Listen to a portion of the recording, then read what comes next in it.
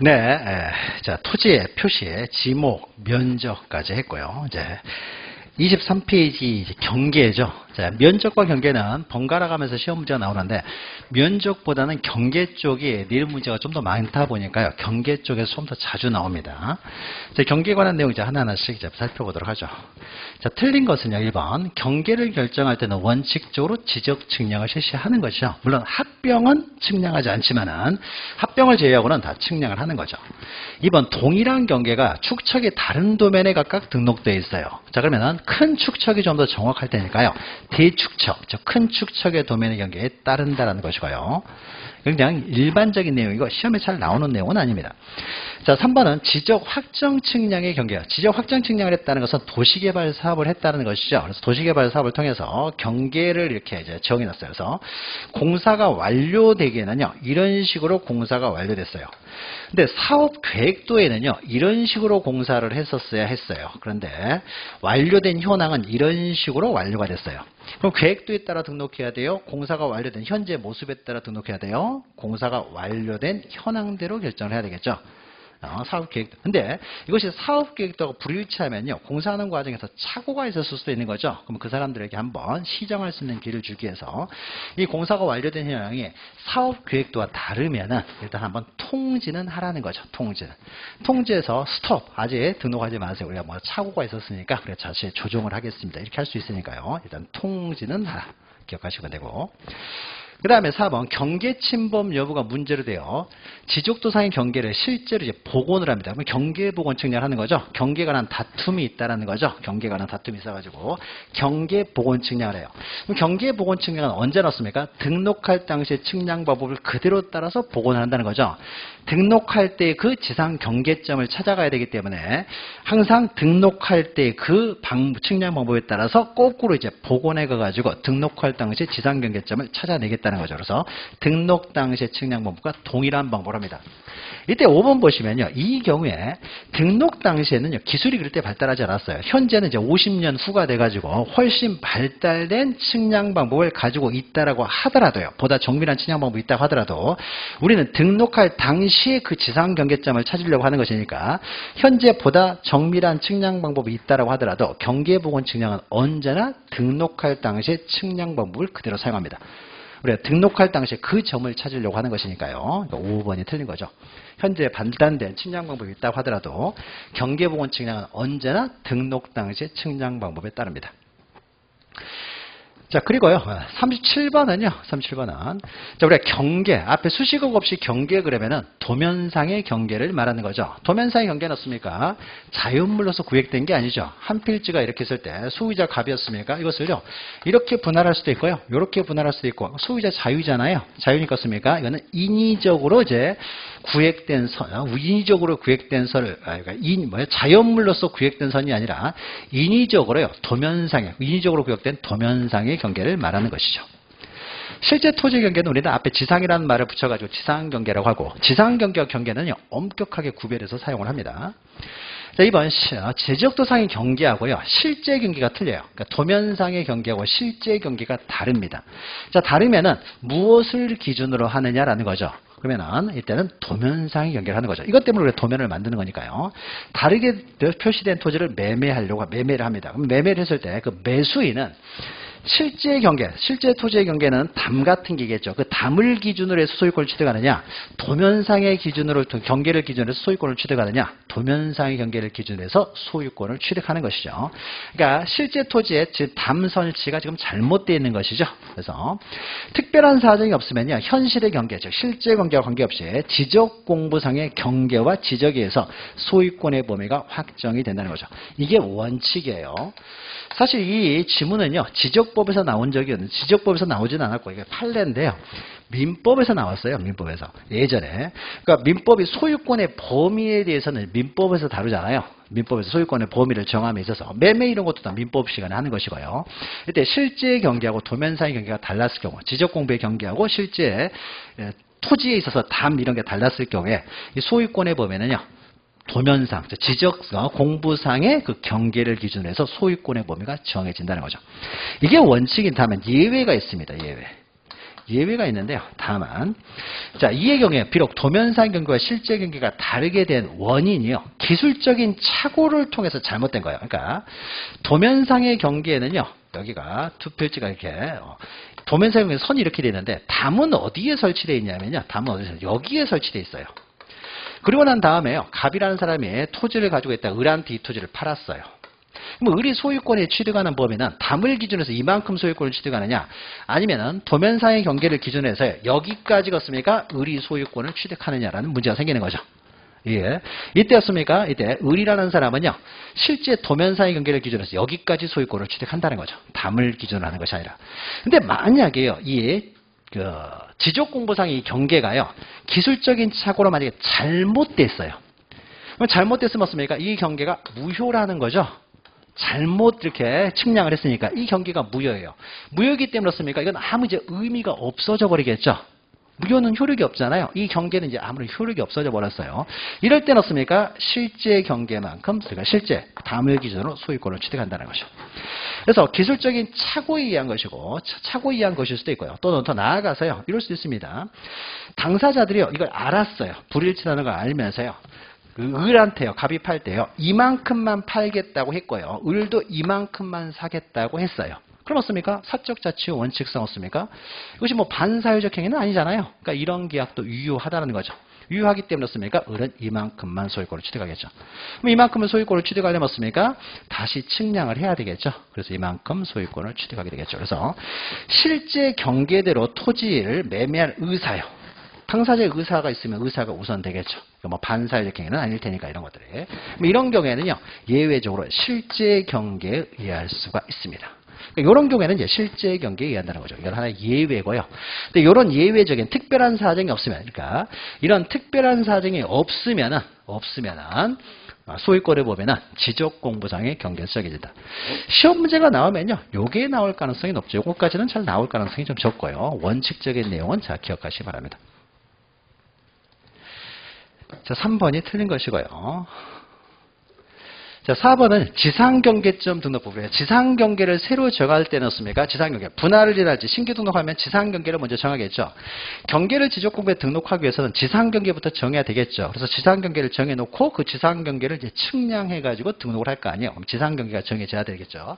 그럼 지상경계를 이렇게 새로 정할 때는 그 지상경계점에 관한 정보가 등록되는 지상경계점 등록부를 작성하는 것이죠.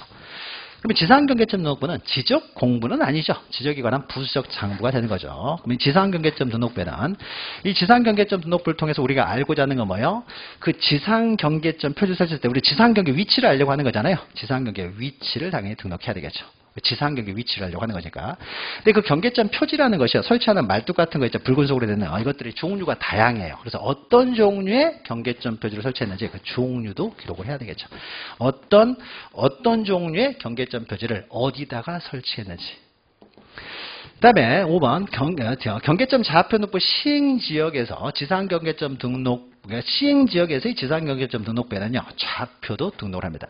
이제 다음 문제에서요. 지상경계점 등록부에 등록사항이 나오니까 거기서 자세히 등록사항에 대해 설명을 드릴 겁니다. 38번에 지상경계점 등록사항이 나오기 때문에 그때 자세히 설명드리고요. 38번 나왔네요. 자, 그죠? 자, 보죠. 지상경계점 등록부에 지상경계를 새로 정할 때는 지상경계점에 관한, 그러니까 지상경계를 우리가 정확히 알기 위해서 지상경계점에 대한 정보가 등록되어 있는 지상경계점 등록부를 작성하는데 지상경계점 등록부에 등록되는 사항이 여러 개가 있다 보니까 어떻습니까? 이건 암기를 해야 된다고 했죠. 그래서 우리가 암기하는 방법으로 두 문자를 통해서 외웠죠. 두 문자. 그래서 어떻게 외웠어요?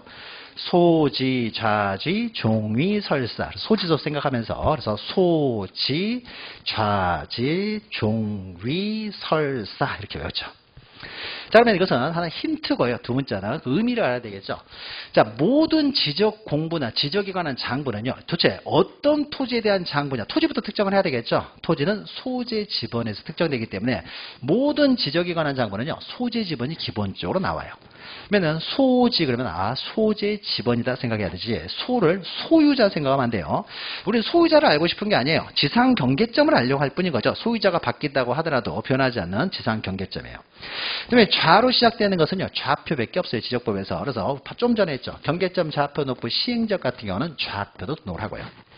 소지, 좌지, 지가 두 개 나와서 하나가 지번이면은 하나는 지목이 되겠죠. 다만 이때 지목을 등록할 때는요, 우리가 보통 지목 그러면 공부상 지목을 말해요. 그래서 공부상 지목을 이제 등록을 하는데 공부상 지목만 등록하는 것이 아니라 우리는 실제 토지의 그 경계점을 알려고 하는 거잖아요. 그래서 실제 토지의 이용 지목도 등록해요. 즉 실제 토지의 용도하고 지적공부에 등록된 지목이 불일치가 생길 수도 있는 거잖아요. 그래서 지적공부에 등록된 지목 이외에 실제 토지의 지목도 등록을 합니다. 이것도 기억하시고, 그 다음에 종위 그러면 습니까? 좀 전에 했죠. 경계점 표지, 설치한 경계점 표지 종류와 위치. 자, 종류와 위치를요, 글로 적어놨을 때 정밀하게 우리가 알기가 어렵기 때문에요. 그림도 그려놓습니다. 위치를 설명해 놓은 설명도, 그림을 그려놓고요. 아무리 그림을 잘 그려도 정확 밀도가 좀 떨어질 수 있잖아요. 그래서 사진까지 찍어놔요. 그러니까 경계점 표지를 설치했으면요, 나중에 이 말뚝들이 사라져 버렸을 때를 대비해 가지고요, 지상 경계점에 관한 정보들을 등록을 해놓는다는 거죠. 그러면 그 말뚝들이 나중에 사라졌다고 하더라도 바로 그걸 찾아갈 수가 있잖아요. 이것 때문에 작성하는 것으로서 설명도 사진 파일도 들어갑니다. 그래서 두 문자를 가지고 외우셔야 돼요. 이런 것들 시험에요, 종종 나옵니다. 종종 나오는 것은요, 우리가 이해를 통해서 해결할 수 있는 건 이해를 해야 될 것이고요. 어쩔 수 없이 암기를 해야 되는 것들은 또 어쩔 수 없이 암기를 해야 되기 때문에 그런 것들은 이제 두 문자를 이용해서 암기를 해야 되겠죠. 자, 그래서 여기 보시면 옳은 거 돼가지고 설치 사유, 사진 파일이 있죠. 2번이 맞죠. 뭐 보존 기간, 설치 비용, 뭐 제조 연월 필요 없는 거죠. 또 39번을 보죠. 39번. 자, 39번은요, 경계에서 가장 이제 기본적인 거죠. 지상 경계죠. 경계에 관한 문제는 대부분이요, 이 지상 경계에 관한 문제예요. 지상 경계가 정해져야 측량을 통해 가지고 경계를 등록할 테니까. 그러면 지상 경계를 먼저 정해야 될 거 아니에요. 그리고 구체적으로 지상 경계가 정해졌을 때 이제 측량을 할 때 그 측량을 어떻게 하느냐? 이건 너무 기술적이니까 우리가 알 필요가 없고요. 지상 경계가 정해지고 이것을 이제 측량을 통해서 등록할 텐데, 먼저 지상 경계가 어떻게 정해지느냐죠. 자, 지상 경계 결정함에 있어서요, 지상 경계 구역을 형성하는 구조물 등의 소유자가 다른 경우는 그 소유권에 따라 정해지고 일반적인 경우죠. 자, 그러면 연접하는 토지간은 높낮이 차이가 없어요. 그럼 중앙이 되겠죠. 그래서 담이 있고 여기는 갑소예요, 여기 을소예요. 그러면 어디를 기준으로, 이 담이 두께를 가지고 있으니까 어디를 기준으로 측량할 것이냐, 가운데를 가지고 기준으로 측량하라는 거죠. 지상 경계가 저기 주조물 중앙. 연접하는 토지 간에 높낮이 차이가 있어요. 높낮이 차이가 있으면 어떻습니까? 여기 축대 같은 게 설치가 되겠죠. 토지 허물어지지 않도록. 이 축대는 누가 설치한다고요? 위토지 소유자가 설치한다고 했어요. 허물어지면은요, 이 사람 다 손해배상해 줘야 되고, 그래서 위토지 소유자가 허물어지지 않도록 막아야 될 의무를 부담합니다.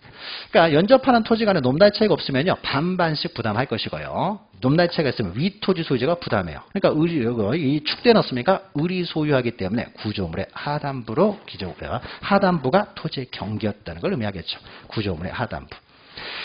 자, 제방 등을 토지에 편입하여 등록을 합니다. 우리가 토지와 바다의 경계는 어떻습니까? 최대의 만조의 최대의 만수의. 바닷물이 들어오는 곳은 다 바다로 취급한다는 거죠. 근데 제방에 의해서 바다와 토지의 경계가 정해졌을 때는 이때는 어떻습니까? 최대의 만조의가 아니라 이때는 어떻습니까? 이 바닷물은 절대 여기를 넘어오지를 못하기 때문에 여기를 기준으로 한다는 거죠. 그래서 바깥쪽 어깨 부분이 되는 거죠. 자, 그 다음에 4번 보시면 토지가 해면 수면에 접하는 경우에는 평균이 아니라는 거죠. 바닷물이 들어오는 곳, 바닷물이 들어왔다 나가는 곳을 개펄. 법적으로는 간석지라고 해요. 간석지는 바다로 취급합니다. 개펄은. 그래서 최대 만조의 최대 만수위가 되는 선이 바다와 토지의 경계가 되고 여기를 기준으로 측량을 하라는 거죠. 그 다음에 5번 보시면요, 도로, 국어 등의 절토도 부분, 파낸 부분이 있다는 거죠. 이럴 때는 어떻습니까? 경사면의 상단부가 되는 거죠. 그래서 만약에 여기 여기서부터 여기가 임야인데, 임야인데 이걸 파가지고요, 국어를 만들었어요. 국어. 문화를 만들었다는 거죠. 그럼 여기는 국어죠. 국어. 여기서부터 여기는 임야고요. 그럼 이 경사면을 국어로 볼 것이냐, 임야로 볼 것이냐. 이거는 국어를 만들기 위해서 파낸 부분이잖아요. 그러니까 당연히 국어에 포함을 시킨다. 경사면의 상단부가 되는 거죠. 옆을 파낼 수도 있는 거죠. 옆을 파가서 도로를 만들었어요. 그럼 이때도 경사면 어떻습니까?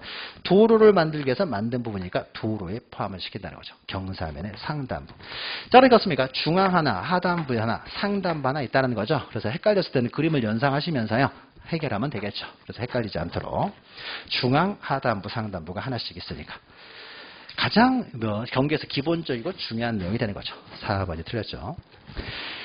자, 40번 가면은요, 틀린 것은요, 다 지상경계에 관한 물음이에요. 지상경계. 대부분은 다. 자, 1번 토지 지상경계요. 지상경계 넣었습니까? 지상경계는 둑 이런 게 있겠죠. 담장 이런 거 있을 거 아니야. 담. 또 구획의 목표가 될 만한 구조물, 뭐 철조망 있다든지 아니면 말뚝 같은 거 박아져 있겠죠. 이걸로 지상경계가 구비되겠죠.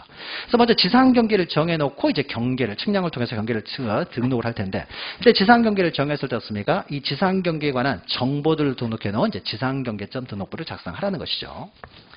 자, 2번 지상경계 구역을 형성하는 구조물 등의 소유자가 달라요. 소유자가 다르면 어떻습니까? 우리가 앞에서 했던 그 내용이 아니라 이제 소유권에 따라서 지상경계를 결정한다는 거죠. 그래서 높낮이 차이가 이렇게 있어가지고 원래는 어떻습니까? 을이라는 사람이 이거를 만들었어야 되는데 을이 만들지 않으니까 갑이 살기 위해서 자기가 만들었다는 거죠. 그러면 이건 어떻습니까? 이 축대는 갑의 것이 될 것이고, 그럼 자기 토지 안쪽에다 설치할 수밖에 없었겠죠. 그러니까 어떻습니까? 이때는 갑과 을의 토지 경계는 여기였다는 것을 말할 것이고, 여기를 기준으로 측량을 해야 되겠죠. 그러니까 소유자가 다른 경우에는 소유권에 따라서 그 지상경계를 결정한다는 거죠. 자, 3번 분할에 있어서 지상경계는 원칙적으로요, 지상건축물을 걸리게 해서는 안 되죠. 그러니까 분할을 할 때는 분할은 측량을 필요로 하기 때문에 분할 측량을 하기 위해서는요, 지상경계점에 경계점 표지를 설치하고 측량할 수 있는 거죠. 그러니까 어떤 이유로 분할하든지 간에 수식어가 앞에 어떤 것이 들어오든지 간에요, 분할을 할 때는, 앞에 수식어가 분할할 때는 지상경계점에 경계점 표지를 설치하고 분할할 수 있다 그러면 다 맞는 말이라고 했어요. 그러니까 먼저 4번을 보죠. 매매를 위해서 분할을 하든, 뭐 다른 이유로 분할하든, 뭐 행정기관에서 분할하든, 공익을 위해서 분할하든 상관없이요. 이렇게 어떤 이유로 분할을 하든지 간에였습니까? 분할할 때는요, 지상경계점에 경계점 표지를 설치하여 측량할 수 있다 그러면 다 맞는 말이라고 했어요. 근데 다 맞는 말인데, 다만 문제는 아무렇게나 지상경계점을 설치해서 분할할 수 있는데 여기 건축물이 있다는 거죠. 이렇게 건축물이라는 말이 나오게 되면요, 이때는 이제 하나를 더 생각해야 되는 거죠. 건축물이 있을 때는 어떻습니까? 이때는 건축물을 걸리게 하지 못하는 것이 원칙이라는 거죠. 걸리게 해서는 안 되는 게 원칙이에요. 그러니까 매매를 위해서 건축물이 없으면 어떻습니까? 아무렇게나 분할해도 상관이 없어요. 근데 만약에 매매를 위해서 분할하려고 하는 어떻습니까? 건축물이 여기 있다는 거죠. 그러면 건축물이 있으면 걸리게 해서는 안 된다는 거죠. 물론 여기는 예외가 있죠. 예외. 개인적인 이유를 위해서 분할할 때는요, 건축물을 걸리게 할 수는 없지만 어떤 공익적인 필요가 있어서 분할해요. 그러면 어떻습니까? 공익적인 필요에 의해서 분할할 때, 이럴 때는 걸리게 할 수도 있다는 거죠. 또는 법원의 판결에 의해서 분할해요. 법원이었습니까? 이렇게 분할하고 판결을 내려버렸다는 거죠. 그럼 어떻습니까? 이럴 때는 공익적인 이유로 할지 판결을 받았을 때는 걸리게 할 수 있다. 이건 예외적인 현상이죠. 그러니까 다 맞는 내용이네요. 자, 5번 지적소관청은 토지 이동에 따라 지상경계를 새로 정해요. 자, 지상경계를 새로 정하면, 그러니까 분할이나 신규 등록 이러면 지상경계를 새로 정하게 되겠죠. 그러면 지상경계를 새로 정하는 경우에는 지상경계점 위치, 설명도 이런 것들을 등록한 지상경계점 등록부를 작성 관리하는 거죠. 경계점 좌표 등록부 아니죠. 경계점 좌표 등록부는요, 경계점 좌표가 등록되는 장부고, 지상경계점 등록부는 뭐예요? 지상경계점에 관한 정보가 등록되는 장부고, 지상경계를 새로 정했으니까 지상경계점을 등록해 놓은 지상경계점 등록부를 작성하는 거죠. 어감은 비슷하지만 서류 자체는 전혀 다른 서류인 거죠. 무엇을 등록해 놨느냐? 경계점 좌표 등록부가 아니라 지상경계점 등록부죠. 그것도 시험에 다 이렇게 나와요. 시험 문제가. 대부분은 다 기출지문입니다. 기출지문. 그러니까 말을 조금 바꿔가지고 이렇게 나오는 거죠. 그러니까 잘 보셔야 되죠.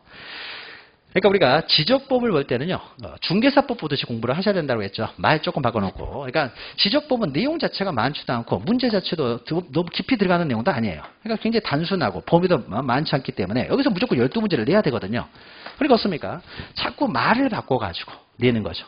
안 그러면 낼 문제가 없으니까. 낼 문제가 없으니까 말을 바꿔서 내니까는 중개사법 공부하듯이 꼼꼼하게 보셔야 되고, 등기법은요, 낼 문제가 너무도 많은 거죠. 너무도 많아가지고 뭘 내야 될지를 모르겠어요. 이것도 내고 싶고 저것도 내고 싶고 양이 너무 많아요. 그래서 우리는 또 등기법은 또 어렵기 때문에 공부도 잘 안 해요. 그러니까 등기법은요, 말 바꿀 필요가 없어요. 그냥 일반적인 내용을 내요. 그래도 모른다는 거죠. 그러니까는 말을 바꿀 필요가 없어요. 등기법은 그냥 내요. 그래도 사람들은 어려워한다는 거죠. 그러니까 등기법은요, 민법 공부하듯이 하는 거예요. 민법. 어차피 등기법은 민법의 부속 법률이기 때문에 그렇습니까? 민법 공부할 때 말 바꿔서 나오는 거 없죠. 내가 이걸 아느냐 모르느냐 이것만 물어봐요. 알고 있느냐 모르느냐. 알면 맞추고 모르면 못 맞추는 거죠. 민법이죠. 마찬가지로 등기법도 알면 맞추고 모르면 모르는 것이 실수로 틀리고 이런 건 없어요. 등기법은. 모르니까 틀리고 알면 맞는 거고. 근데 지적법은 실수를 통해서 틀릴 수가 있기 때문에 꼼꼼하게 실수하지 않는 것이 중요한 것이죠. 자, 5번이 틀린 거죠. 자, 그 다음에 41번 보시면요. 다 지상경계에 관한 문제죠. 지상경계 위치, 표시, 결정 등에 관한 설명 틀린 것은요. 자, 1번은 우리가 앞에서 했죠. 지상경계는 북, 담장 등으로 표시하는 것이고요. 지상경계점 등록부에는 공부상 지목뿐만 아니라 실제 토지 이용 지목도 함께 등록한다고 했고요. 그 다음에 3번은요. 그냥 한번 참고로만 기억하세요. 행정구역의 경계선이요. 동리의 경계선이요. 그러면 우리 이 동하고 저 동하고 도로로 경계가 나뉘는 경우가 있죠. 그럼 어디까지가 이 동하고 저 동하고 경계가 되느냐.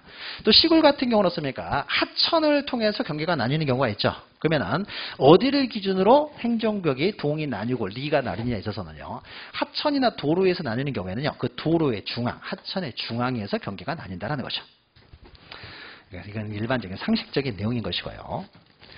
자, 그 다음에 4번 행정기관의 장 또는 지방자치단체장에 토지를 취득하기 위해서 분할합니다. 이제 분할이죠. 분할할 때요. 지상경계점에 경계점 표지를 설치한 후 측량할 수 있다. 뒤에 이런 말 나오면 어떻습니까? 앞에 수식어가 뭐가 나오든지 간에 다 맞는 말이라고 했죠. 그렇죠? 분할할 때 어떤 이유로 분할하든지 간에 분할할 때는 지상경계점에 경계점 표지를 설치하고 측량할 수 있다. 여기 건축물이라는 말 없잖아요. 그러면 어떻습니까? 무조건 맞는 말이에요. 근데 5번 보시면은 도시개발사업 등의 사업 시행자가 사업지구의 경계를 결정하기 위해서 토지를 분할합니다. 분할하는 경우에 지상경계는 지상건축물, 여기는 건축물이 등장을 하잖아요. 그럼 건축물이 등장할 때는 어떻습니까? 건축물을 걸리게 할 수 있느냐 없느냐가 이제 문제가 되겠죠. 그러면 이때 지상건축물을 걸리기에는 원칙적으로 안 돼요. 그러나 공익적인 필요나 법원의 판결에서 분할할 때는 걸리게 할 수도 있다라고 했죠. 그러면은 도시개발사업, 대표적인 공익사업이잖아요. 도시개발사업이니까 어떻습니까? 이때는 걸리게 할 수도 있다라는 것이죠.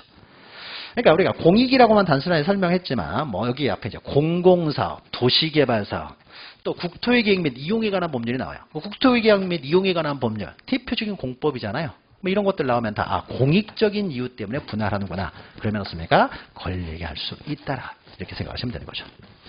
5번이 틀린 거죠. 자, 42번은요. 방금 했던 게 또 나옵니다. 자, 분할을 할 때요. 분할할 때 건축물이라는 말이 없으면은요. 아무렇게나 다 설치하고 분할할 수가 있습니다. 지상경계점에 경계점 표지를 설치한 후 다 분할할 수 있어. 측량할 수 있는데 건축물이 나오게 되면요. 걸리게 할 수 있느냐 없느냐가 이제 문제가 되는 거죠. 그럼 우리가 앞에서 했죠. 판결이나 공익적인 필요 같은 경우는 걸리게 할 수 있다는 거죠. 그러니까 2번 보시니까 부분에 확정 판결이잖아요. 판결이니까 어떻습니까? 걸리게 할 수 있고요.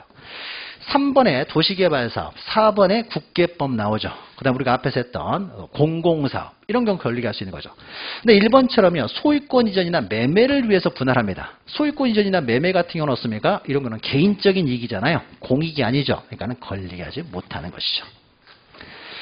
그러니까 소유권 이전이나 매매를 위해서도 건축물이 없으면 마음대로 분할할 수 있어요. 마음대로 분할할 수 있지만 건축물이 있으면 걸리게 할 수 없다는 거죠. 그래서 예외 걸리게 할 수 있는 걸로 법원의 확정 판결. 그 다음에 3, 4, 5번은요. 연결해 가졌습니까? 다 공익이라고 쓰면 되겠죠. 3, 4, 5번은 공익. 2번은 판결. 이렇게만 기억하시면 되죠. 보통 이제 판결에 의해서 건축물이 있는데 건축물을 관통해서 분할하라고 나오는 것은 대표적인 판결이 공유물 분할 판결이라고 했죠. 공유물 분할 판결. 공유물 분할 판결을 함에 있어서 습니까? 분할함에 있어서 갑과 을이라는 사람이 공유를 하고 있다고 했습니까? 공유를 하고 있는데 갑이요. 을의 동의도 없이 함부로 건물을 지어버렸다는 거죠. 그럼 어떻습니까? 나대지에 건물을 짓는 것은요.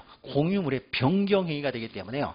다른 공유자들 저는 동의가 있어야 되는 거죠.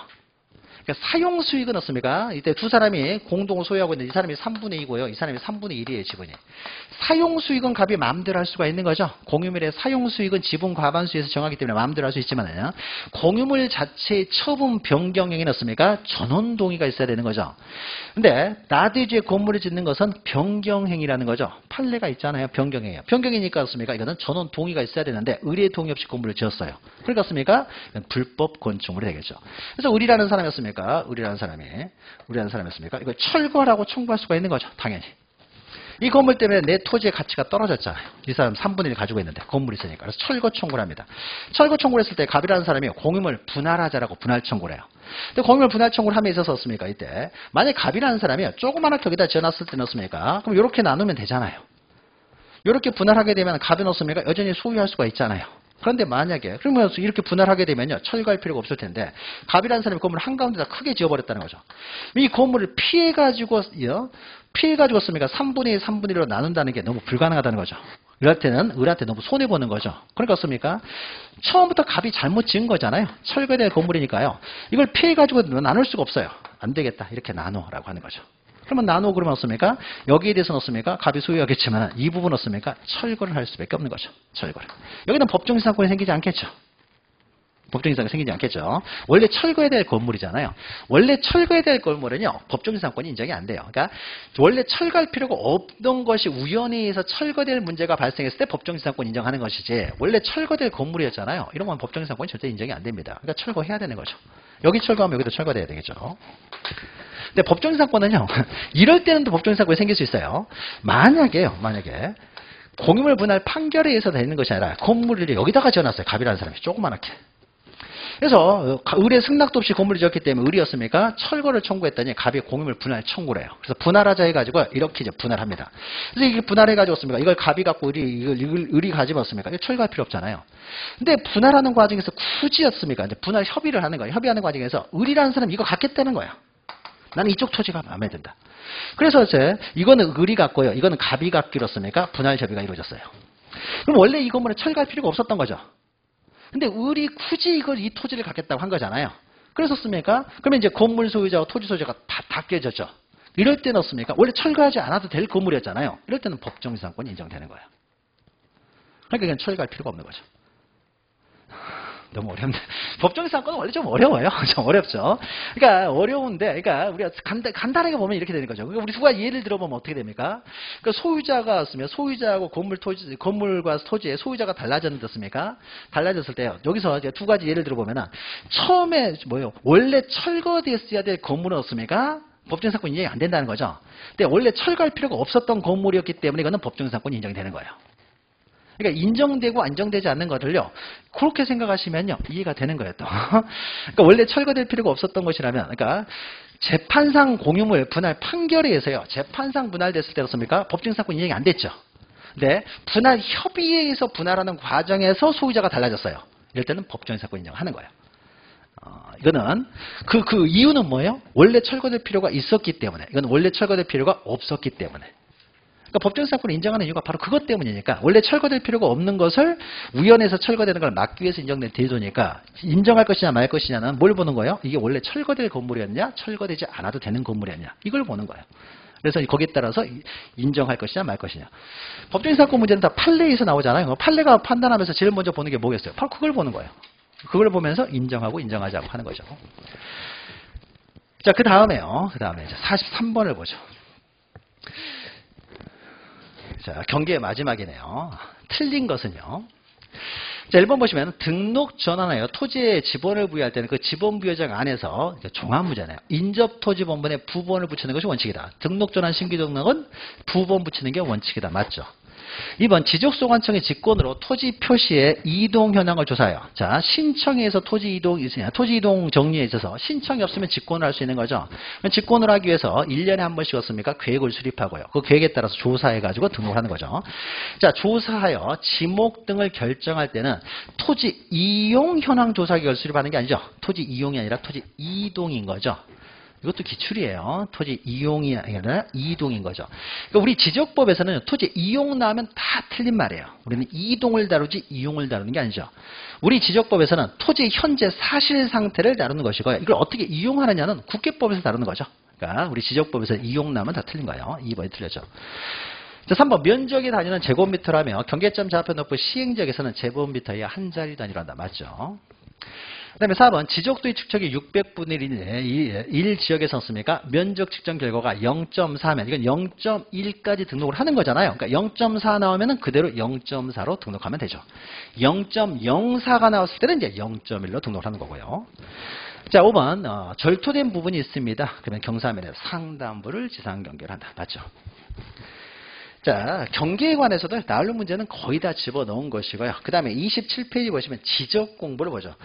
오늘 지적 공부까지 나갈 거예요. 그 다음에 다음 시간에 나머지 이제 토지 이동하고 측량까지 할 거니까 지적 공부를 해야 우리는 집에를 갈 수 있습니다. 자, 그러면 지적 공부가요. 앞부분 이제 이게 1시간 동안에 다 하긴 힘들기 때문에 앞부분을 조금 하고요. 나머지 내용은 우리가 다음 네 번째 시간에 이어가도록 하겠습니다. 자, 지적 공부죠. 자, 지적 공부도 그러니까 지적 부분 처음부터 끝까지 지적 공부라고 보시면 돼요. 우리가 1장은 시험 문제 잘 안 나오고 2장은 어떻습니까? 지적 공부에 등록하는 방법. 3장은 지적 공부. 4장은 어떻습니까? 토지의 이동이 있을 때 다시 지적 공부를 정리하는 방법. 5장의 측량은 뭐예요? 면적 경계 좌표를 지적 공부에 등록할 때는 측량을 해야 된다. 그러니까 처음부터 끝까지 다 지적 공부인 거죠. 그러면은 우리가 2장에서는 지적 공부에 등록되는 방법, 등록 사항에 있어서 등록되는 방법을 다뤘다면 이제 3장에서는 구체적으로 이제 지적 공부의 종류별 각각의 등록 사항은 어떻게 되냐.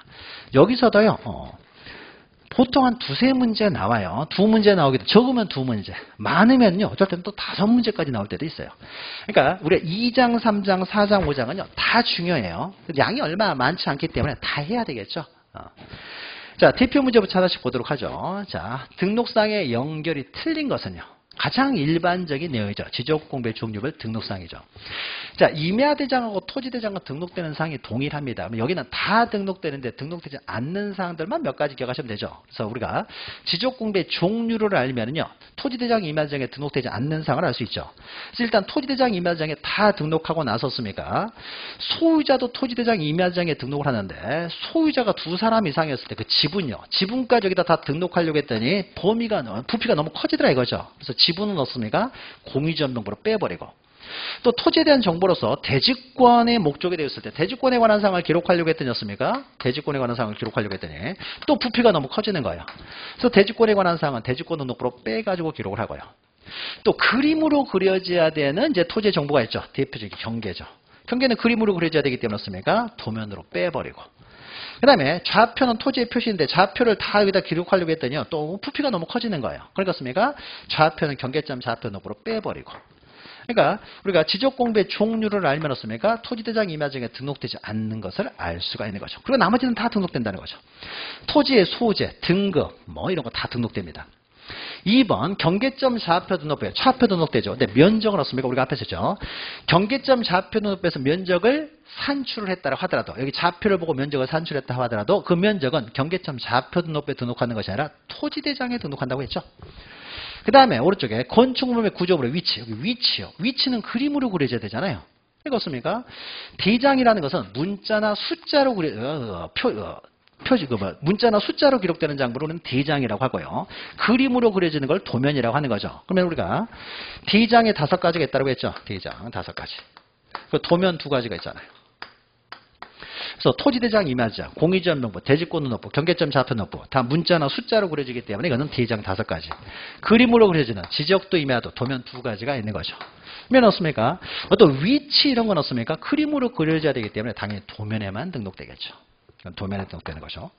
그 다음에 3번 대지권 등록부요. 대지권 등록부 우리가 뒤에서 하겠지만요, 소유자 기록을 해요. 우리가 과세를 할 때는 301호에 과세하는 게 아니죠. 301호 소유자에게 과세할 거 아니에요. 그러니까 우리는 지적 공부는 기본적으로 과세 장부예요. 그러니까 국토의 효율적인 관리를 위해서 토지에 대한 정보를 다 등록해 놓는 것인데, 이걸 이용해 가지고요 여러 가지를 하지만 그 중에 또 대표적인 게 과세잖아요. 과세. 면적이 넓으면 과세 많이 나갈 것이고, 지목도 씁니까? 용도가 수익이 굉장히 많이 생기는 용도 같은 경우는 과세 많이 하잖아요. 그러니까 과세, 기본적으로 과세예요. 그래서 대지권 등록부에 등록되는 301호 대지권비율이 얼마다라고 했을 때 301호에 과세하는 게 아니죠. 토지 소유자에게 과세하기, 그러니까 그 건물 소유자에게 과세하기 때문에 소유자가 변경된 것 그 원인도 기록하고, 전유 부분 건물 표시 당연히 기록되고요. 자세한 내용은 뒤에서 다릅니다. 3번은 맞고요. 2번이 틀렸죠. 4번 도면이에요. 도면이었습니까? 지목이 부호로 그려지고, 삼각점 및 지적점 위치는 그림으로 그려져야 되기 때문에 당연히 도면에 등록되고요. 자, 공유지원명부에 소유자별 지분 기록되고요. 소유자를 특정하기 위해서 그 사람의 성명, 주소, 주민번호 당연히 기록되겠죠. 자, 요 내용은요 조금 있다가요 개별적인 이제 지적 공부를 다룰 때 다시 다루게 되니까요. 요 정도만 하고 넘어가죠. 그러면 하나하나 이제 보죠. 구체적인 내용은. 자, 지적공부의 종류 먼저 나오는데, 지적공부의 종류, 이건 너무 기본적인 내용이죠. 시험 문제 나오면 너무 쉬운 거죠. 지적공부의 종류 그러면 어떻습니까? 대장, 도면 해서 7가지가 있고요. 이걸 다시 전산화 시켜놓은, 이제 전사라는 지적공부가 하나 더 있죠. 종이로 된 지적공부하고 전사로 된 지적공부 하나 해서 총 8가지가 있는 거죠. 근데 우리가 지적공부의 종류별 등록상을 다룰 때는요. 이 전사로 된 지적공부는 종이로 된 지적공부를 그대로 옮겨놓은 것뿐이기 때문에 이 7가지 종이로 된 지적공부의 등록상만 우리는 공부를 하는 거죠. 자, 지적공부로만 규정되어 있는 것은 자, 임야대장 공유지원명부에 해당되지만 등기부는 해당이 없고요. 건축물대장 아니죠. 색인도도 아니고 지번도 이런 것도 아니죠. 대지권등록부에 해당되고 토지대장 해당되지만 부동산 종합공부는 지적공부는 아닌 것이고요. 토지대장, 임야대장, 경계점, 좌표등록부 4번이 맞죠. 자, 5번 지적도 임야도는 해당되지만 일람도는 해당사항이 없죠. 일람도는 뭐예요? 공인 중개사 사무소 가면 벽면에 커다랗게 그림이 있는 거 이게 일람도라는 거죠. 그래서 그 지번 부여적의 전체적인 대략적인 내용을 볼 수 있도록 만들어 놓은 그림일 뿐이에요. 이것은 지적 공부는 아닌 거죠. 자, 그러면 이제 하나하나 이제 구체적으로요. 이제 토지대장부터요. 이제 하나하나 이제 등록상 상을 보죠. 자, 2번 보시면 토지대장과 임야대장은요. 등록되는 상이 동일하기 때문에 동일하게 취급하면 돼요. 그래서 토지대장, 임야대장에는 다 등록되는데 등록되지 않는 상 기억하시면 된다고 했죠. 자, 일단 소재 지번은요. 모든 지적공부에 기본적으로 다 등록된다고 했죠. 지적공부뿐만 아니라 지적에 관한 부수적인 장부에도 당연히 등록되는 거죠. 토지부터 특정을 해야 되니까. 그 다음에 지목, 토지대장, 임야대장에는 정식 명칭, 지적도 임야도에는 부호, 맞죠? 면적은 토지대장, 임야대장에만 등록된다고 했죠. 여기까지 등록되죠. 그 다음에 소유자도 등록이 돼요. 소유자도 등록이 되는데 다만 소유자가 2사람 이상일 때였습니까? 그 지분을 기록하자는 거죠. 지분이 공유지원명부로 빠져나가버리기 때문에. 그래서 지분은 등록하지 않죠. 2사람 이상일 때. 그래서 지분 없습니까? 공유지원명부로 빠져나가니까. 소유자는 기록이 돼요. 대지권에 관한 사항은 없습니까? 대지권 등록부로 빠져나가죠. 그러니까 등록이 안 되고요. 경계는 도면으로 빠져나가 버렸으니까 등록 안 되고요. 좌표는 경계점 좌표 등록부로 빠져나갔으니까 등록이 안 되고요. 그러니까 우리가 지적공부의 종류를 알면 없습니까? 등록되지 않는 게 해결이 되는 거죠. 그리고 나머지는 다 등록된다는 거죠. 나머지는. 그러니까 비읍, 시옷을 제외하고는 다 등록이 되는 거죠. 그러니까 기역, 니은, 디귿, 니은, 미음까지 등록이 되는 거죠. 소유자까지는 등록되니까요. 안 적으셔도 돼요. 뒤에서 또 다시 또 해요. 또 계속 나옵니다. 자, 3번을 보죠. 자, 이렇게 이제 사례 형식으로도 예전에 기출됐던 것인데요. 자, 소재, 지번, 지목 면적을 모두 설명할 수 있는 장부는 뭐냐? 결국 소재, 지번, 지목 면적이 모두 등록되는 장부를 묻고 있는 거죠. 그러면 소재, 지번은 모든 지적공부에 다 등록되고요. 지목은 토지대장, 임야대장 이외에 지적도, 임야도에도 등록이 되는 거죠. 부호 형태로 등록되죠. 그런데 면적은 오로지 토지대장, 임야대장에만 등록된다는 거죠. 그러니까 1번이죠. 그래서 우리가 등기법을 하다 보면요. 표제부에 토지 등기 기록 표제부에는요. 소재, 지번, 지목, 면적 4가지만 기록되죠. 그래서 표제부를 기록할 때는요. 지적 공부를 들고 가는데 뭐만 들고 가면 돼요? 토지대장이나 임야대장만 들고 가면 돼요. 소재, 지번, 지목, 면적이 모두 등록되는 것은 토지대장, 임야대장 뿐이기 때문에.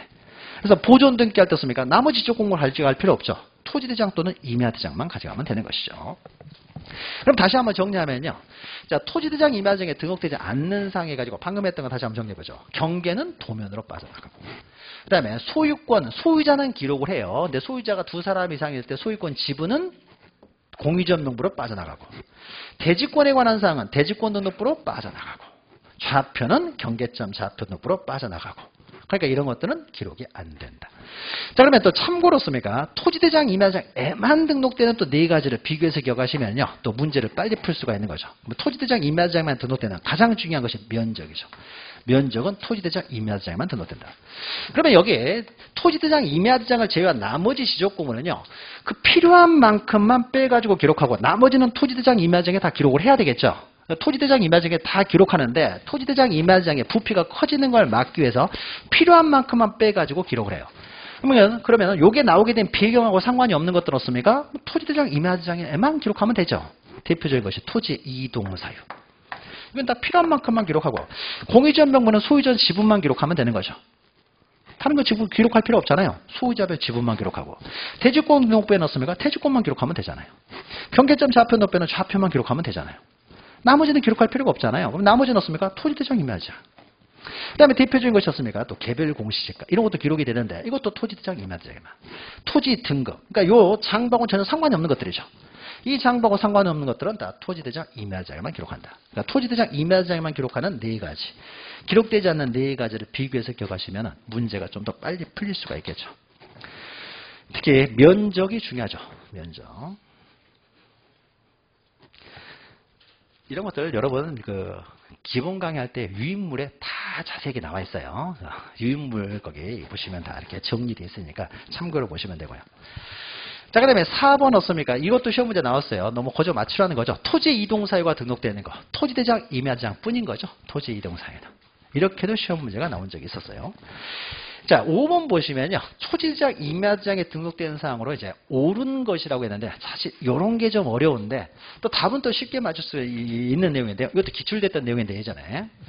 자, 먼저 하나씩 보죠. 토지대장, 임야대장에 등록된 대지권 비율이었어요. 자, 대지권 비율은 앞부분 틀렸죠. 토지대장, 임야대장이라 대지권 등록표만 등록되는 거죠. 요것만 틀린 것이 아니라 뒷부분도 틀린 거예요. 이 대지권 비율, 대지권 등록표의 대지권 비율은 집합건물 등기부를 정리하는 기준이 된다. 자, 그러면 대지권 등록부가 먼저 만들어져요? 아니면 집합건물 등기부가 먼저 만들어져요? 집합건물 등기부가 먼저 만들어지는 거잖아요. 그 대지권 권리니까 이 권리는 없으니까 등기부가 먼저 만들어지고 등기부에 기록되는 대지권 비율을요 옮겨 적는 거잖아요. 그렇습니까? 요 문장도 틀린 거죠. 이 대지권 등록부가 집합건물 등기부를 정리하는 기준이 되는 것이 아니라 등기부가 대지권 등록부를 정리하는 기준이 되는 거죠. 앞뒤도 바뀐 거죠. 등기부가 먼저 만들어지는 거죠. 그래서 등기부를 보고 옮겨 적는 것이죠. 그러니까 대지권 비율은 집합건물 등기부가 먼저 만들어지고 이 등기부를 기준으로 정리를 하는 거죠. 자, 또 2번 보시면요. 토지대장과 임야대장에 등록된 경계. 앞부분이 또 틀렸죠. 경계는 도면에만 등록되니까. 이것도 틀린 거죠. 경계는 모든 지적 측량이 기준이 된다. 이 뒷부분도 틀린 거예요. 뭐 어떻습니까? 경계는 등록된 경계가 모든 측량이 기준이 되는 건 아니고 경계점 좌표 등록부에 등록된 지역은요. 모든 측량은 오로지 좌표로만 측량을 해요. 그러니까 예외가 있는 거죠. 예외가. 측량을 할 때 경계로 측량하는 것이 아니라 경계점 좌표 등록부 시행지역에서는 오로지 좌표로만 측량을 해요. 물론 이건 몰라도요. 이 부분에서 틀려버렸으니까 쉽게 틀렸다는 걸 알 수 있고요. 그 다음에 3번 보시면요. 토지대장, 임야대장에 소유자가 기록이 되죠. 그러면 소유자를 기록할 때는요. 소유자가 언제 어떤 원인으로 변경됐는지도 다 함께 기록이 돼야 된다는 거죠. 소유자가 언제 어떻게 변경됐는지. 그래야 과세를 할 거 아니에요. 그래서 소유자가 변경된 날과 어떻습니까? 그 변경 원인을 기록하는데요. 그러면 토지대장에 소유자를 기록하기 때문에 소유자가 변경된 날과 그 원인도 기록을 해요. 이게 맞죠? 그러면 이것은 부동산 등기부의 등기 원인을 정리하는 기준이 된다. 자, 이건 소유자가 변경된 날은 소유자가 만약에 변경될 수 있죠. 소유자가 변경이 되면은요. 등기부부터 바뀝니까? 지적공부부터 바뀝니까? 당연히 등기부터 바뀌어야 되죠. 소유권이 변경이 돼도 등기부부터 바뀔 것이고요. 소유자의 주소가 바뀌었어요. 소유자는 동일한데 주소만 바뀌어도요. 등기부부터 바뀌어야 되는 거죠. 등기부의 주소가 변경이 안 되면요. 지적공부의 소유자는 변경을 하지를 못하는 거잖아요. 소유자에 관한 사항은 항상 등기부가 우선이 되기 때문에. 그러니까 문장의 앞뒤도 바뀌었죠. 그래서 등기부가 기준이 되는 거죠. 등기부가 대장을 정리하는 기준이 되는 거죠. 소유자는. 그리고 더 나아가서요. 그러면은 대장에 기록되는 소유자가 변경된 날은요. 등기부를 보고 옮겨 적을 텐데 소유자가 변경된 날은요. 등기 원인이래. 만약 매매를 통해서 소유권 이전된다고 해보죠. 그러면 가백에서 그래도 소유권 이전되는 시기는요. 매매한 날 소유권 이전이 돼요? 아니면 접수일자의 소유권 이전이 돼요? 접수일자의 소유권 이전되는 거죠. 등기가 완료되기 전, 그러니까 완료가 될 것을 전제로 해서 접수일에 소유권이 변경되는 것이지. 그러니까 소유자가 가백에서 을에게로 변경이 돼가지고 소유자 정리를 할 때 을의 소유권 취득 시기는요. 매매한 날짜를 적는 게 아니죠. 접수일자를 적는 거죠. 접수일자. 접수일자가 없으면 이 접수일을 기준으로 해서 소유자를 정리를 하는 거죠. 그러니까 지적공부에서요, 소유자를 이제 정리를 할 때 씁니까? 을 앞으로 소유권이 넘어갔구나. 등기 보고 옮겨 적으면서 언제 이 사람이 소유권을 취득했느냐는 접수일자를 적는 것이지 매매한 날짜를 적는 게 아니죠. 등기 원인이 뭐요? 매매한 날짜를 말하는 거죠. 등기 원인이 매매. 이런 게 등기 원인이니까.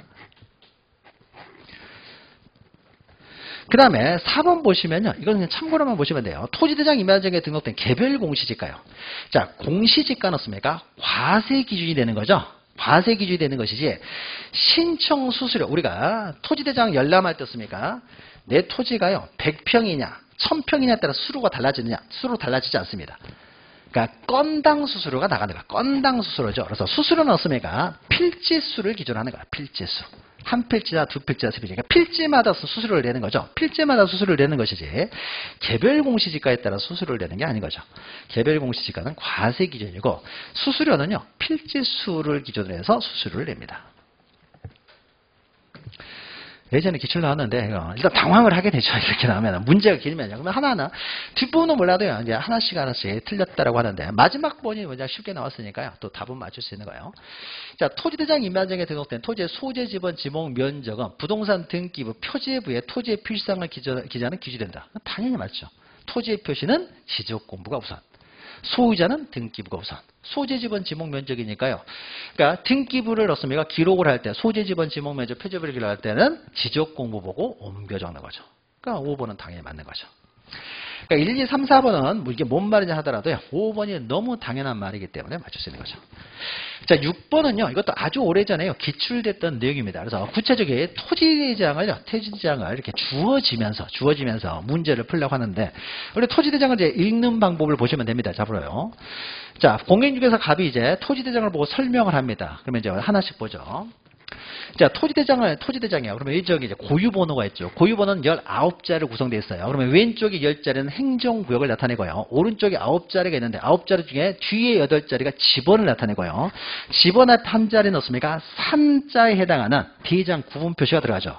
그럼 여기가 1로 되어 있으면 토지대장, 2로 되어 있으면 임야대장이 되는 거죠. 그러니까 여기 1로 되어 있으니까 당연히 토지대장이 되는 거죠. 여기가 2로 되어 있으면 여기는 임야대장이라고 나왔겠죠.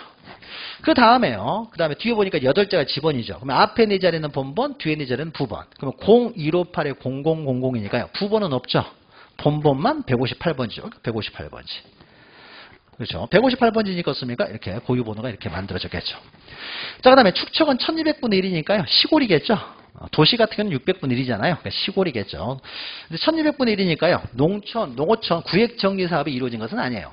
구획정리 사업이 이루어지면 보통 1000분의 1이 될 테니까 1200분의 1이니까 일반적인 시골 지역을 말하는 거죠.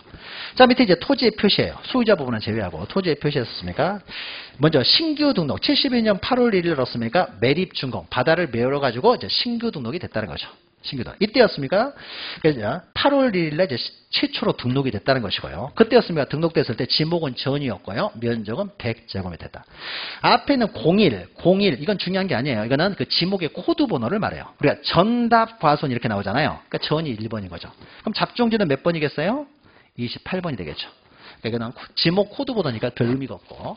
그 다음에 였습니까? 신규 등록됐다가요. 그 밑에 78년 2월 1일, 그러니까 토지 이동이 이루어지는 거죠. 분할되어 본번의 부분 1번을 부여했다는 거죠. 자, 그러면 분할이 돼가지고 부분 1번을 부여했다는 것은요. 158번지를 둘로 분할했는데 우리는 158번지를 보고 있는 거예요. 그럼 한 필지는 158번지가 됐을 것이고 나머지 필지는 158의 1번지가 됐다는 거죠. 그렇죠. 우리는 158번지를 보고 있으니까. 그러면 158번지를 보고 있는데 158번지가 있으니까 60으로 줄어들었다나요? 그러면 158의 1번지는 몇 제곱미터라는 거예요? 40이라는 걸 쉽게 알 수가 있는 것이죠. 자, 그 다음에 뒤에 9월 9일날 지목이 바뀌었대요. 지목이 어떻게 바뀌었어요? 전에서 대로 지목이 바뀌었죠. 뒤에서 지목이 바뀌었고요. 그 다음에 였습니까? 2004년 1월 3일에는 159번지와 합병을 했대요. 그러면 158번지하고 159번지가 합병했으니까 158번지가 됐겠죠. 그래서 우리는 지금 158번지를 보고 있는 거예요. 근데 합병이 돼가지고 158번지의 면적이 늘어났죠. 면적이 늘어났어요. 얼마나 늘어났어요? 20. 그러니까 159번지 넣었습니까? 20제곱미터였다는 걸 알 수 있죠. 자, 이걸 가지고 었습니까? 문제를 보면 었습니까? 쉽게 알 수가 있는 거죠. 그러면은 자, 150 뭐요? 1번 어떻습니까? 1번은 71년 8월 1일 날 신규 등록되었다는 거죠. 최초로 등록되었다. 그 다음에 분할된 158의 1번지 넣었습니까? 40제곱미터다. 158번지 토지는 9월 9일 대에서 전으로 변경된 것이 아니라 전에서 대로 변경된 거죠. 그러니까 이렇게 그림이 나오면요. 뭐 못 보던 그림인데 이렇게 하면 돼요. 오히려 더 쉬운 거죠. 쭉 읽어 내려가면 되는 거니까요. 그 다음에 4번 보시면은, 자, 합병이 돼가지고 159번지 넣었으니까 이제 말소가 되니까 이게 소멸이 됐겠죠. 159번지는 이제 결번이 됐겠죠. 사라졌을 거 아니에요. 158번지랑 159번지가 합병이 돼서 이제 159번지는 사라지고 158번지만 남아있죠. 이때 159번지의 면적은 20제곱미터다. 맞는 거죠. 그 다음에, 159번지와 합병되어 80제곱미터가 되었다. 당연한 것이죠. 그래서 쭉 읽어가면은 굉장히 쉬운 문제였던 거죠. 자, 그 다음에 7번 보시면은요. 7번 보시면은 이제 공유지연명부 등록상을 보죠. 자, 우리가 D장 5가지 등록상을 이제 볼 거예요. 토지대장 임야장에는 등록되는 사항 빼고는 일정한 경우 빼고는 다 등록된다 기억하시면 되고 여기서부터는 이제 개별적으로 알아야 되겠죠. 자, 공유지연명부에 등록되는 사항을 보죠. 그럼 공유지연명부가 만들어진 배경은 뭐예요? 소유자별 지분을 기록하기 위해서 만든 거잖아요. 당연히 소유자 나와야 되겠죠. 소유자. 그럼 소유자를 기록할 때는 소유자를 특정하기 위해서 씁니까? 성명, 주소, 주민번호를 당연히 함께 기록하면서 씁니까? 과세를 위해서 변경일, 변경 원인이 항상 함께 기록된다고 했죠. 세트예요.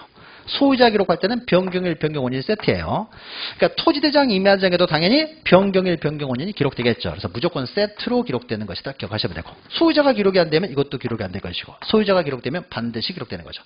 그 다음에 소유자별 어떻습니까? 지분을 기록하기 위해서 만든 거죠. 그래서 지분.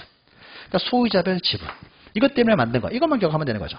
자, 그 다음에요. 이제 요걸 때 위해서 만든 것인데, 이제 기본적으로 기록되는 게 있죠. 지적공문이 겠습니까? 당연히 소지 지분 나와야 되겠죠. 몇 번지, 어떤 토지에 대한 공유지연명부냐. 그러니까 모든 지적공부의 소지 지분 당연히 나와야 되겠죠. 자, 그 다음에 습니까? 이건 D장의 일종이라고 했죠. 근데 공유지연명부가 습니까? 공유자가 너무 많아가지고 한 페이지로 다 기록을 못해요. 그러면 이제 2페이지, 3페이지로 될 수가 있는 거죠. 그러면 3페이지로 돼 있으면 습니까? 3회 1, 3회 2, 3회 3. 페이지 번호를 기록을 해야 될 거 아니에요. 2페이지로 돼 있으면 습니까? 2회 1, 2회 2. 한 페이지로 돼 있으면 1회 1. 페이지 번호를 적을 거 아니에요. 그러니까 모든 그 지적 D장에 넣습니까? D장이 한 페이지로만 되어 있는 것은 아니고 여러 페이지로 되어 있을 수도 있기 때문에 넣습니까? D장 페이지 번호를 적습니다. D장 페이지 번호를 줄여서 우리는 장 번호라고 하는 거죠. 그리고 D장에는 기본적으로 씁니까? 소지 지번을 이제 코드화 시켜놓은 고유번호가 있고요. 고유번호를 기록하는 거죠. 그러면 소지 지번이요. 7가지 지적공부에 다 기록된다고 해서 고유번호도 그러면 7가지 다 기록되느냐? 도면 뒤에서 우리가 많이 봤던 거죠. 도면에 여기 넣습니까? 지번하고 지번만 적죠. 17번지 주 이렇게. 여기다 19자리 고유번호를 넣을 수가 없어요. 넣을 수가 없으니까 씁니까? 고유번호는 도면에는 등록할 수가 없으니까 등록하지 않고요. D장에 넣습니까? 기본적으로 D장 페이지 번호를 적는다면은 도면에는 도면 페이지 번호를 적겠죠. 도면 번호를 적죠. 그러니까 D장 페이지 번호인 장 번호 넣습니까? 결국 이 고유 번호하고 장 번호는요. D장 5가지만 기록하고 도면은 기록하지 않는 거죠. 그럼 여기서 이제 기본적인 옵션이죠. 그래서 모든 지적 공부에는 소재 지번이 당연히 제목이 들어가야 될 것이고, 그렇죠? 어떤 토지에 대한 장 분야를 나와야 되고, 그다음에 기본적으로 씁니까? 모든 D장 5가지에는요. 고유 번호하고 장 번호가 탕에 들어갈 수밖에 없는 거잖아요. 공유지연명부뿐만 아니라 습니까? 대지권 등록보다 한 페이지로 안 돼 있고 여러 페이지로 돼 있을 수도 있는 거죠. 대지권자가 너무 많으면 경계점 좌표 등록보다 습니까? 좌표가 한 50개 돼요. 그럼 한 페이지에 다 집어넣을 수가 없기 때문에요. 여러 장으로 돼 있으면 습니까? 그 페이지 번호를 적어놔야 되겠죠. 그래서 장번호, 고유번호는 D장 5가지 기본적으로 기록되는 거예요. 이건 따로 외울 필요가 없죠. 소재 지번, 고유번호, 장번호는 D장에는 기본적으로 집어넣을 수밖에 없는 거예요. 그러니까 장부의 형식인 거죠. 기본적인 형식이에요. 그러니까 장부의 기본적인 형식을 갖춘 다음에 습니까? 딱 필요한 것만 집어넣잖아요. 소유자, 지분. 그러니까 공유지연명부 넣습니까? 외울 것 딱 하나밖에 없죠. 크게 보면 2가지죠. 공유지연명부에 등록되는 건 뭐예요? 딱 필요한 만큼만 적잖아요. 소유자, 지분. 2개만 적어요. 나머지는 아무것도 안 적어요. 소유자, 지분. 그러니까 어떻습니까? 공유지연명부에 등록되는 것은 그 용어를 통해서 알 수 있잖아요. 소유자, 지분만 기록한다. 나머지는 없습니까? 기본 옵션이니까. 어쩔 수 없이 당연히 들어가야 될 내용이니까 이걸 더해서 소유자, 지분. 물론 소유자를 기록할 때는 변경일, 변경 원인이 당연히 세트로 기록돼야 될 것이고요. 자, 그럼 보죠. 소유권, 지분, 소재, 도면 번호가 기록이 안 되죠. 도면 번호는 도면 페이지 번호, 장 번호는 D장 페이지 번호. 도면 번호가 기록이 안 되죠. 고유번호, 장번호 당연히 기록되고 소유자별 지분, 소유자를 기록할 때는 변경일, 변경 원인이 당연히 함께 기록되고요.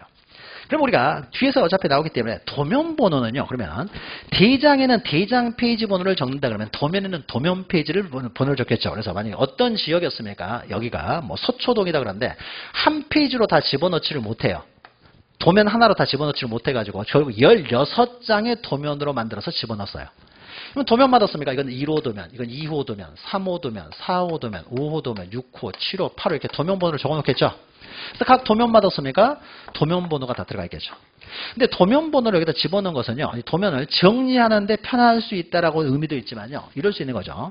우리가 가장 먼저 지적 공부를 할 때는 토지대장부터 보겠죠. 그럼 토지대장이요, 서초동. 만약에 100번지 토지를 이제 토지대장을 통해서 봤어요. 그러면 이 토지의 모양을 보려면 어떻습니까? 도면을 찾아가야 되는 거죠. 근데 소초동이 도면이 총 16페이지로 돼 있더라고요. 16장으로. 그럼 16장으로 씁니까? 다 펼쳐놓고 찾아보기가 너무 힘들잖아요. 그러니까 이 토지대장을 보고 나서 이 100번지는 6호 도면에 있습니다라고 알려주면 어떻습니까? 바로 6호 도면을 찾아갈 거 아니에요. 그러니까 우리가 비장을 보고 바로 도면을 찾아갈 수 있도록요. 토지대장, 임야대장에도 도면번호를 붙여놓습니다.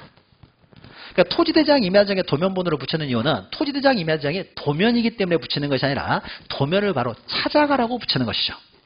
그러면 또 하나요. 경계점 좌표 높이를 보죠. 그럼 경계점 좌표 높이는 우리가 뒤에서 보겠지만은 경계점 좌표 높이는 좌표가 기록되어 있잖아요. 좌표. X, Y 좌표가 기록돼요. 그래서 좌표가 이렇게 막 기록되는 거죠. 그러면 이때 이 토지 모양이요. 이렇게 생긴 토지라고 해보죠. 그러면 이렇게 생긴 토지면 좌표가 3개잖아요. 그러면 3개니까 좌표 3개를 기록하겠죠. 그러면 좌표만 기록하는 것이 아니라 경계점 좌표 높이는 그 좌표, 요 좌표가 과연 여기냐 이것까지 표시를 해줬습니다. 그래서 좌표마다 번호를 붙여놔요. 이거는 1번, 2번, 3번. 좌표가 10개 있으면 10번까지 나오게 되겠죠. 그러한 다음에 그 그러니까 좌표로 씁니까? 번호화 시켰으니까 이걸 좌표에 대한 부호라고 하고요. 부호의 위치를 그림으로 그려놔요. 그래서 이게 1번이고 이게 2번이고 이게 3번이다. 해놓으면 어떻습니까? 아, 이 좌표가 여기구나. 좌표 위치를 알 수 있는 거죠. 부호의 위치를 그림으로 그려놨기 때문에 이걸 부호도라고 하는 거죠. 자, 그러면 좌표를 등록할 때는 어떻습니까? 좌표의 위치를 우리가 알 수 있도록 부호, 부호도가 항상 세트로 기록이 돼요. 그러니까 좌표를 기록할 때는 좌표 위치를 우리가 알 수 있도록 부호, 보도가 세트로 기록된다. 그러니까 좌표가 기록된다는 것은 부호, 보도가 함께 기록되는 것이고 좌표가 기록이 안 된다는 것은 부호, 보도도 기록이 안 된다는 걸 의미하겠죠. 세 가지가 세트로 움직이니까. 자, 그러면 우리가 경계점 좌표 높이를 보면요. 이 토지 모양은 알 수가 있죠. 한 필지 토지 모양은 부호도를 통해서 알 수 있는데 인접하는 토지들을 보고 싶으면요. 도면 찾아가야 되잖아요. 근데 만약에 이것이 소초동 100번지인데 이것이 몇 호 도면인지를 모르면요. 또 16장 다 펼쳐놓고 봐야 되잖아요. 그렇습니까? 여기다 적어놓는 거죠. 이것은 3호 도면, 이것은 6호 도면에 등록되어 있다. 라고 적어놓았으니까 바로 우리가 6호를 찾아갈 거 아니에요. 그래서 경계점 좌표 등록보다요. 바로 도면을 찾아갈 수 있도록 도면번호를 붙여놔요. 도면번호. 그러니까 도면번호는 도면 페이지 번호인데 우리가 도면을 바로 찾아갈 수 있도록 했습니까? 도면을 찾아갈 수 있도록 도면이 아닌 대장의 일종인 토지대장, 임야대장, 경계점 좌표 등록에도 도면번호를 붙여놓습니다. 그러면 우리가 대장의 일종인 공유지연명 보고 대지권 등록번호는요. 공유지연명부를 보고 대지권 등록번호를 보는 사람은 권리를 보는 사람이죠. 사실 정확히 보려면요. 등기부를 보는 게 정확하겠죠. 그러니까 권리를 보는 사람이에요. 토지를 표시를 보려고 하는 사람이 아닙니다. 그러니까 권리를 보려고 하는 사람이니까 도면을 찾아갈 생각이 없는 사람들이죠. 권리만 보는 사람이에요. 토지 모양을 보려고 하는 사람이 아니에요. 그러니까 공유지연명부나 대지권 등록부에는 도면번호까지 붙여놓을 필요가 없다는 거죠. 그래서 도면번호도 결국 5가지 등록이 돼요. 장번호는 당연히 대장 페이지 번호니까 대장 5가지. 도면번호도 5가지 기록이 되는데 5가지가 좀 틀리죠. 종류가. 참고로 기억하시면 돼요. 그럼 공유지연명부 등록된 사항은 이게 끝이죠. 나머지는 등록 안 돼요. 딱 여기까지. 소유자별 지분만 등록된다. 나머지는 어떻습니까? 토지대장에 등록하면 되잖아요. 자, 그 다음에는요. 대지권 등록부를 보죠. 우리가 많이 했던 것인데 또 한번 복습해보죠. 대지권 등록부에 등록되는 사항을 보죠. 대지권 등록부는요. 대지권 등록부에 등록됐다는 거 뭐예요? 위에 아파트가 들어섰다는지 한다는 거죠. 상가가 있다든지 아파트가 들어섰으면 이제 대지권의 목적이 되고 있다는 거죠. 이 토지가. 그럼 여기 이제 301호가 있죠. 301호가. 그러면 이제 우리가 101호, 201호, 301호 넣었습니까? 대지권 비율이 다 틀릴 수가 있는 거죠. 그러면 이 토지에 대해서 대지권의 목적이 되고 토지가 대지권의 목적이 되고 있는데 이 대지권 비율을 적으려고 했는데 이 대지권 비율이 호수마다 다 틀려요. 그럼 301호, 101호를 우리는 뭐라고 합니까? 전유 부분이라고 하죠. 전유 부분 없습니까? 건물 표시가 나와야 되겠죠. 그런데 건물이요. 이 토지에 한 동만 있는 것이 아니라 두 동이 있습니다. 두 동이 있으면 어떻습니까? 왼쪽에 301호하고 오른쪽에 301호는 어떻습니까? 대지권 비율이 틀릴 수가 있는 거잖아요. 그러니까 건물 명칭. 왼쪽 건물이냐 오른쪽 건물이냐 건물 명칭도 나와야 되겠죠. 건물이 한 동만 있다고 하더라도 명칭은 적어요. 그러니까 대지권을 표시할 때는 어떻게 되겠습니까?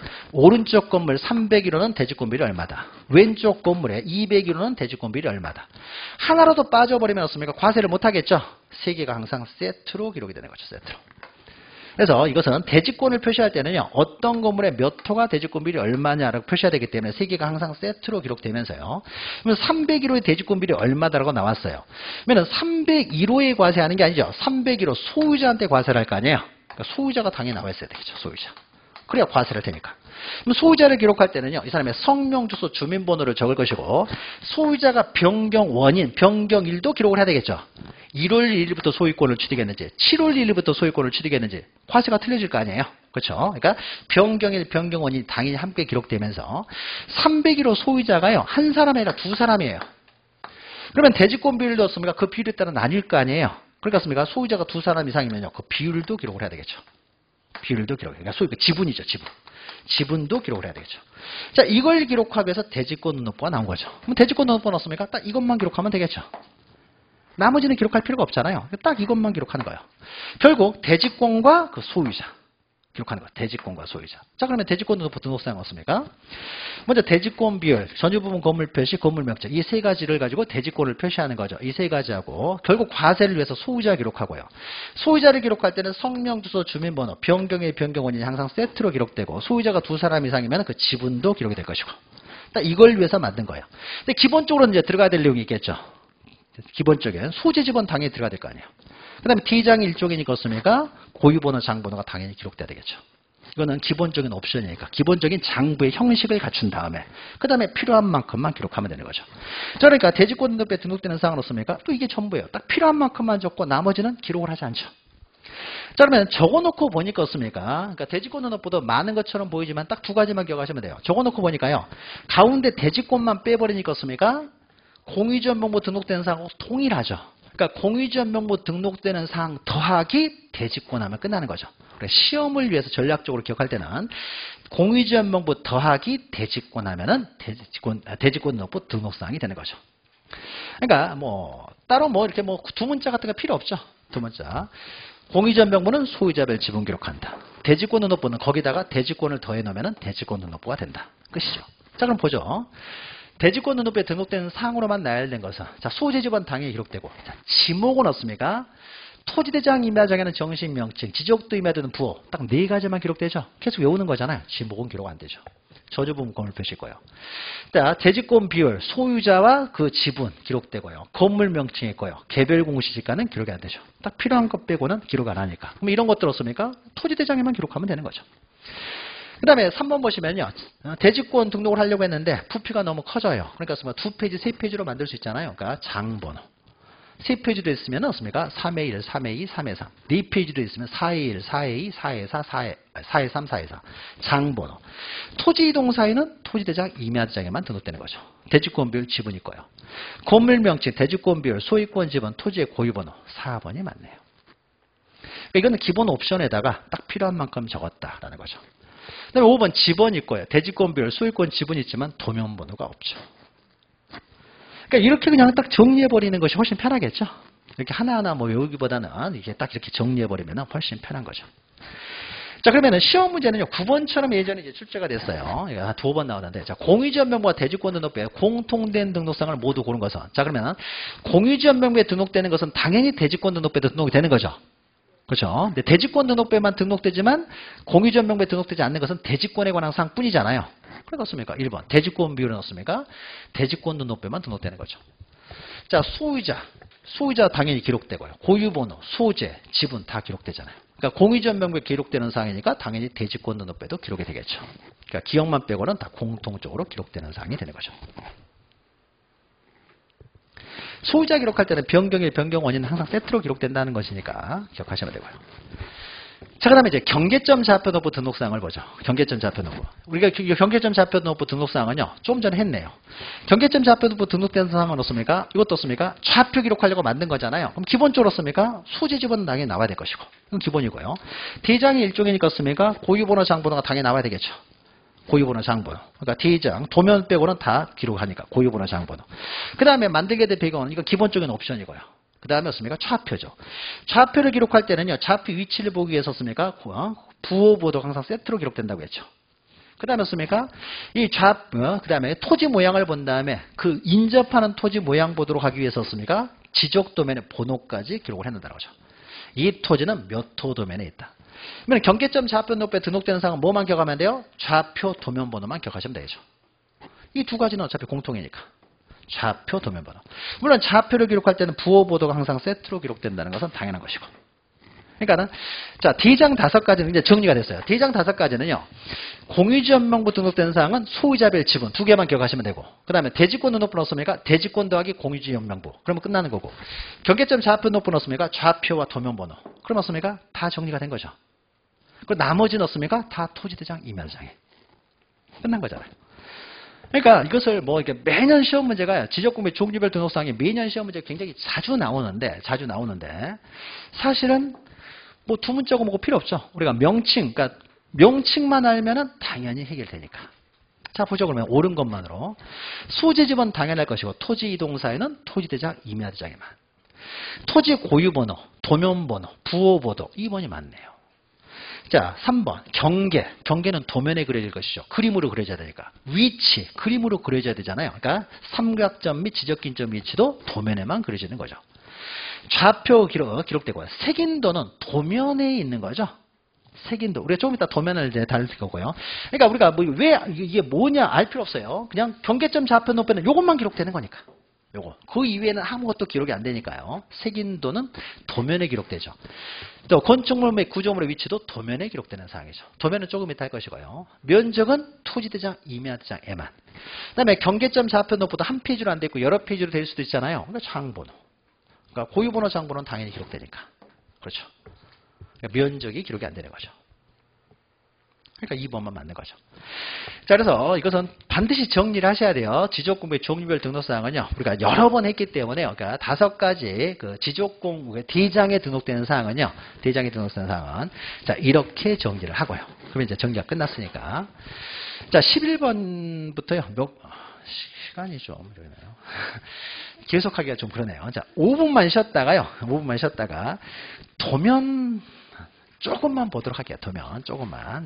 5분만 쉬었다 보도록 하죠.